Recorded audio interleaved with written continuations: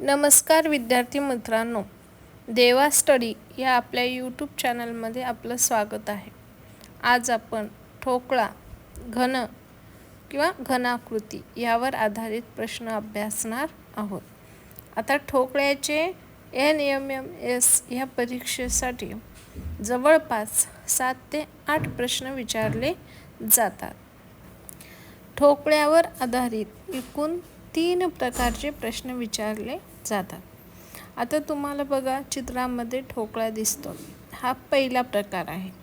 यामध्ये एक मोठा ठोकळा दिलेला असतो 4 सेंटीमीटर, 5 सेंटीमीटर, 6 सेंटीमीटरचा आणि त्याचे 6ही पृष्ठावर रंग दिल्याच्या नंतर त्याचे जर 1-1 सेंटीमीटरचे तुकडे केले तर किती होतील, अशा पद्धतीचे यावर आधारित प्रश्न विचारले जातात.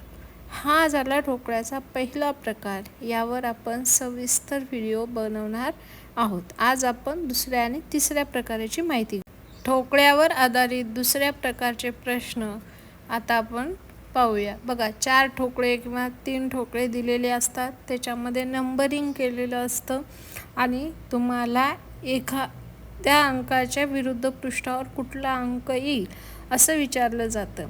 मग हे आपल्याला शोधायचं. याविषयीची सविस्तर माहिती आपण घेणार आहोत या व्हिडिओमध्ये. तर तिसऱ्या प्रकारामध्ये ओपन ठोकळा दिलेला असतो, ज्याला आपण उघडलेला ठोकळा किंवा घन म्हणू शकतो. याच्यामध्ये उघडलेले 6 घनाचे भाग दिलेले असतात आणि यात सुद्धा विरुद्ध पृष्ठावर कोणता अंक असेल हे प्रश्न विचारले जातात. याविषयी आपण माहिती घेऊया. आता आपण प्रत्यक्ष एक उदाहरण घेऊया, म्हणजे तुमच्या लक्षात येईल की नेमकं कशा पद्धतीचे प्रश्न विचारले जातात. या प्रश्नामध्ये तुम्हाला एकूण 4 आकृत्या दिलेल्या आहेत. तुम्हाला 4 आकृत्या देतील किंवा 3ही देतील. अशा वेळी तुम्हाला अंक शोधत असताना कमीत कमी 2 अंक हे कॉमन असले पाहिजे, म्हणजे सारखेच अंक असले पाहिजे. आता बघा, पहिल्या आकृतीमध्ये 1 आहे, 3 आणि 2. बघा, 1च्या लगतच्या पृष्ठावर म्हणजे लागून असलेल्या पृष्ठावर 3 आणि 2 आहेत, म्हणजेच 1चा विरुद्ध पृष्ठ 3 आणि 2 येणार नाही. लक्षात, म्हणजे आता लगतचा पृष्ठ आणि विरुद्ध पृष्ठ ह्याच्यातली कन्सेप्ट तुमची क्लिअर झालेली असेल. जेव्हा असे उदाहरण विचारले जातील त्यावेळी याच्यामध्ये कॉमन म्हणजेच सारखे आकडे दिसणाऱ्या आकृत्या शोधायच्या. आता पहिल्या आकृतीमध्ये 1, 3 आणि 2 आणि दुसऱ्या आकृतीत 1, 5 आणि 3. मग ए मध्ये 1 आणि 3 आणि बी मध्ये सुद्धा 1 आणि 3 कॉमन आहे. मग आता हे कॉमन असल्यामुळं काय होतं की जे राहिलेला पृष्ठ असतो तो क्रमांक हा विरुद्ध पृष्ठावर असतो. मग आता 2च्या विरुद्ध काय येणार, 5 येणार. आपल्याला विचारले काय, 1च्या विरुद्ध पृष्ठावरील संख्या. मग आता 1चं काढायसाठी दुसऱ्या आणि तिसरी आकृती दिसते आपल्याला. दुसऱ्या आणि तिसऱ्या आकृतीत 5 आणि 3 कॉमन आहेत, म्हणजे सारखा आकडा आहे. मग राहिले कोण, 1 आणि 6. मग 1च्या विरुद्ध कोणता अंक असेल, 6 हा अंक असेल.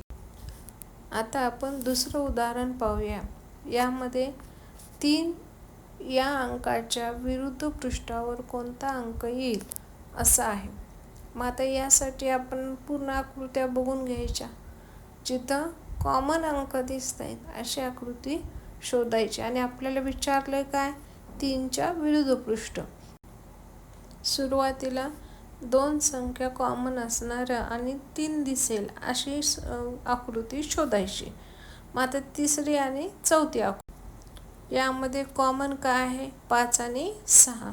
दोन्हीमध्ये 5 आणि 6 कॉमन आहे. उरले कोण, 3 आणि 4. मग 3च्या विरुद्ध काय आहे, 4. म्हणून मग आपलं उत्तर काय येईल, 4. तशाच पद्धतीचं आणखी एक उदाहरण पाहूया.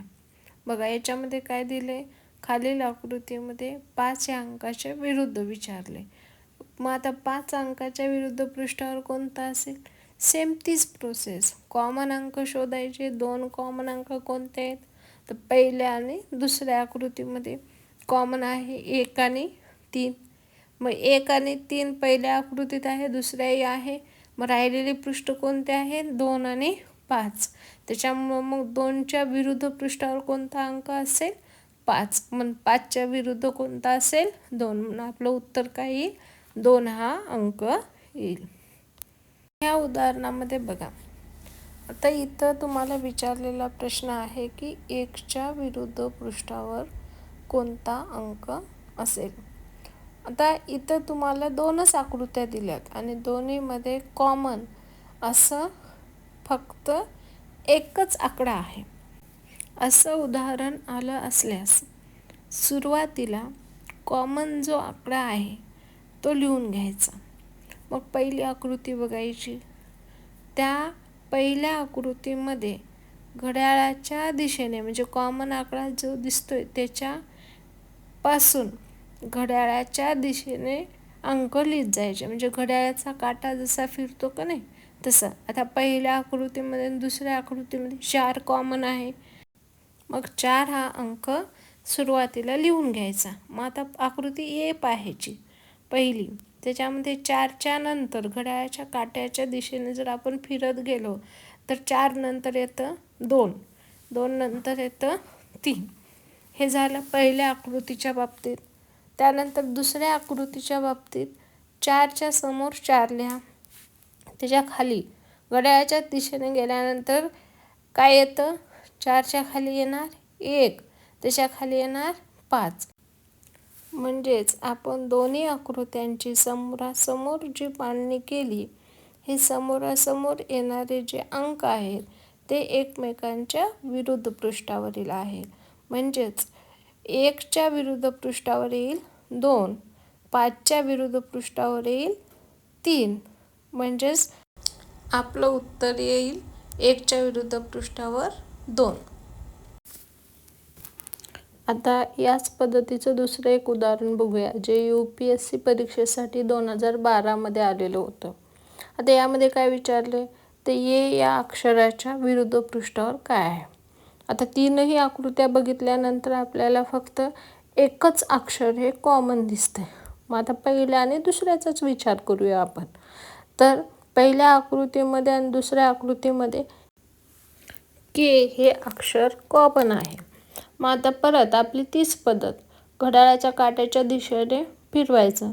पहिल्या आकृतीमध्ये के, घड्याळाच्या काट्याच्या दिशेने गेल्यानंतर बी हे पहिलं अक्षर लागतं, त्यानंतर ए लागतं. एका सरळ रेषेत लिहून घ्यायचे. त्यानंतर दुसऱ्या आकृतीकडे जायचं. मग के पासून घड्याळाच्या काट्याच्या दिशेने आपण फिरवणार. मग पहिलं येते यम, म्हणजेच बीच्या ऑपोजिट काय आलं? यम. त्यानंतर एच्या ऑपोजिट काय आलं? एच. मग आता आपल्याला मिळालेलं आहे एच्या ऑपोजिट काय आहे? एच आहे. मग आपला उत्तर काय असणार आहे? एच. पण आता केच्या ऑपोजिट के दिसतंय आपल्याला. केच्या ऑपोजिट के असेल का? नाही. मग राहिलेले जे अंक किंवा अक्षर असेल ते त्या विरुद्ध असणार आहे. मग केच्या ऑपोजिट काय राहिलेलं आहे? पी राहिलं आहे. म्हणून केच्या ऑपोजिट काय येईल? पी येईल. आता बी हा घन बघा. आता याच्यामध्ये सुद्धा 2 बाहेर आलेल्या बाजू कोणत्या आहेत? ई आणि एफ. ह्या एकमेकांच्या विरुद्ध असतील. त्यानंतर आहे एच्या नंतर बी येणार नाही. मग एच्या विरुद्ध पृष्ठावर कोणता येईल? सी. आणि बीच्या विरुद्ध पृष्ठावर येईल डी. यानंतर आता तिसरी आकृती बघा. याच्यामध्ये सुद्धा 2 बाहेर निघालेल्या बाजू कोणत्या आहेत? ई आणि एफ. मग एकमेकांच्या विरुद्ध पृष्ठ कोणते आहेत? ई आणि एफ. आता बघा, एच्या विरुद्ध पृष्ठावर कोणते येईल? सी. आणि बीच्या विरुद्ध कोणते येईल? डी. कारण एक गॅपने येणार आहे. यानंतर 4 नंबरचा ठोकळा आहे बघा. ए बाहेर निघालेली बाजू आहे ई आणि एफ. मग याच्यासुद्धा ई आणि एफ काय आहेत? एकमेकांच्या विरुद्ध पृष्ठावर आहे. आता एच्या विरुद्ध कोणते येईल? मग सी. आणि बीच्या विरुद्ध कोणते येईल? डी. त्यानंतर 5वी आकृती आहे. याच्यामध्ये बाहेर निघालेली पृष्ठ आपल्याला दिसत नाही. मग ह्याच्यामध्ये काय करायचं? ते एक गॅप देऊन एक. एच्या विरुद्ध काय येईल सी आणि ईच्या विरुद्ध येईल एफ. मग राहिलं कोण बी आणि डी. हा एकमेकांच्या ते विरुद्ध पृष्ठावर येतील. त्यानंतर 6वी आकृती बघा. एकमेकांच्या बाहेर गेलेले पृष्ठ आहेत ई आणि एफ. ते एकमेकांच्या विरुद्ध पृष्ठावर येतील. त्यानंतर बी नंतर ए आहे, गॅप द्यायचा. एच्या विरुद्ध पृष्ठावर सी आणि बीच्या विरुद्ध पृष्ठावर डी. अशा पद्धतीनं ओपन ठोकळा आपण सोडवायचा आहे. चला तर मग याच टाईपमधली आणखी काही उदाहरणं पाहूया. बघा पहिल्या प्रश्नामध्ये काय आहे, एच्या विरुद्ध पृष्ठावर कोणतं अक्षर येईल.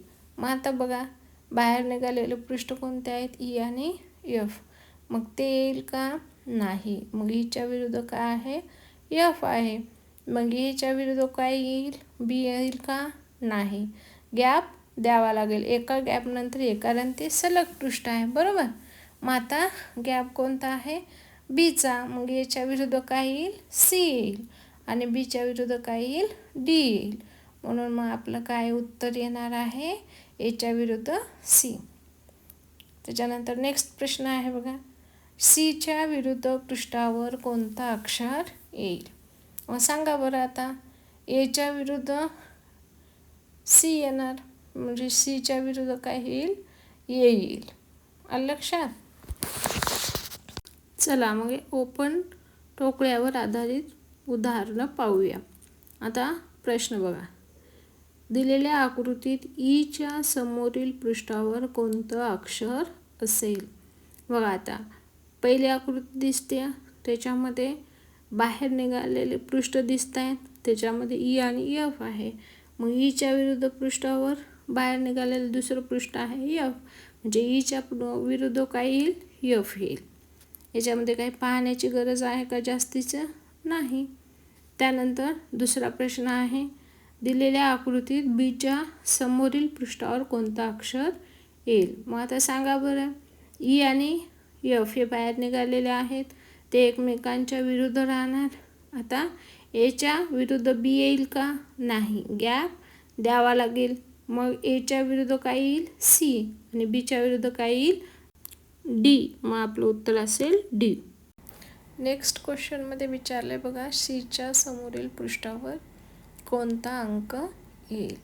बघा आता एच्या नंतर बी येते, बी येईल का नाही. मग एकचा गॅप द्यायचा. मग एच्या विरुद्ध येईल सी, एफच्या विरुद्ध काय येईल ई आणि बीच्या विरुद्ध काय येईल डी. मग आपलं उत्तर काय येईल एच्या विरुद्ध सी, म्हणजे सीच्या विरुद्ध काय असणार आहे ए. म्हणून आपलं उत्तर काय असणार आहे ए. सीच्या विरुद्ध वायजोड कोणते आहे ए हे उत्तर आहे. बघा त्यानंतरचा दुसरा प्रश्न आहे, आकृतीमध्ये एच्या समोरील पृष्ठावर कोणता अंक असेल. बघा बाहेर निघालेले दोन पृष्ठ एकमेकांच्या विरुद्ध असतात. मग बाहेर कोणते निघालेले आहेत ई आणि डी, हे एकमेकांच्या विरुद्ध पृष्ठ आहे. मग राहिलेले पृष्ठ कोणते एच्या नंतर लगेच सी आहे, म्हणून विरुद्ध पृष्ठावर येईल का नाही. मग एच्या विरुद्ध पृष्ठावर बी आणि सीच्या विरुद्ध पृष्ठावर एफ येईल. मग आपलं उत्तर काय आहे एच्या विरुद्ध पृष्ठावर काय येते बी. मग आपलं उत्तर काय येईल बी. अशा पद्धतीनं आपल्याला हे प्रश्न सोडवायचे. असे हे ठोकळ्यावर घनावर आधारित प्रश्न आहेत आणि अगदी सहजपणे आपल्याला 4 ते 5 मार्क परीक्षेमध्ये देऊन जातात. अगदी सोपे हे प्रश्न आहेत आणि सहजपणे आपल्याला सोडवता येतील. अशा पद्धतीने आपण ठोकळ्याविषयीची माहिती घेतलेली आहे. चॅनल आवडल्यास लाईक करा, शेअर करा आणि सबस्क्राईब करा. धन्यवाद.